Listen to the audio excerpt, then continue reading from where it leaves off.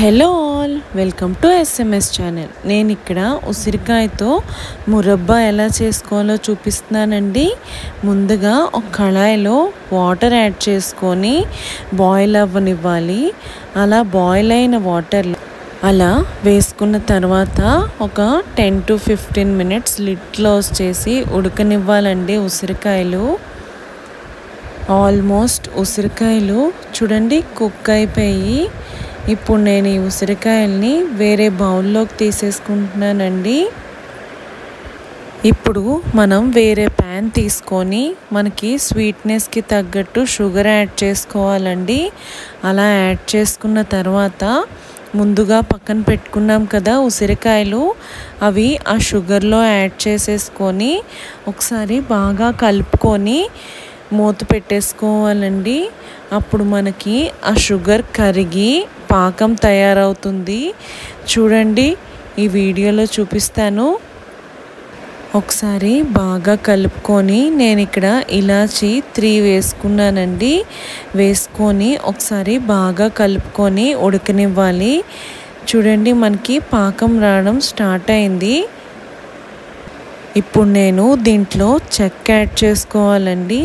నా దగ్గర లేదు కాబట్టి నేను చెక్క పొడి యాడ్ చేసుకొని ఒకసారి బాగా కలుపుకొని లిడ్ క్లోజ్ చేసి ఉడకనివ్వాలి. చూడండి, ఆల్మోస్ట్ మనకి పాకం తయారైపోతుంది. మరీ ముదర పాకం రాకూడదండి, తీగ పాకంలాగా వస్తే సరిపోతుంది. ఇక్కడ నేను చిన్న చిన్న పీసెస్లా చేసేసుకుంటున్నానండి. ఉసిరికాయలు పెద్దగా ఉంటే తినలేం కదా.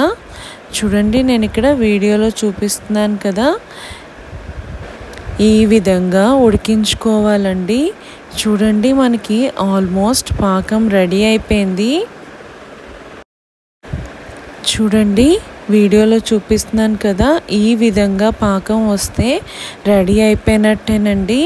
ఇప్పుడు మనం స్టవ్ ఆపేసుకొని మనం చల్లారి పెట్టుకోవాలండి. ఇక్కడ నేను సర్వింగ్ బౌల్లోకి తీసేసుకుంటున్నానండి. టేస్ట్ అయితే చాలా బాగా వచ్చిందండి. మా ఇంట్లో ఆల్రెడీ హాఫ్ బాటిల్ అయిపోయింది కూడా, ఇంకా కొంచెమే ఉంది. మీకు ఈ రెసిపీ నచ్చితే మీరు కూడా ట్రై చేసి ఎలా వచ్చిందో నాకు కామెంట్ సెక్షన్లో చెప్పండి. మనం ఇది స్టోర్ కూడా చేసుకోవచ్చండి. చూడండి, నేను ఈ జార్లో వేసి ఫ్రిడ్జ్లో కూడా స్టోర్ చేసుకున్నాను. ఆల్రెడీ చూడండి హాఫ్ వరకు అయిపోయింది, ఇంకా కొంచెమే ఉంది.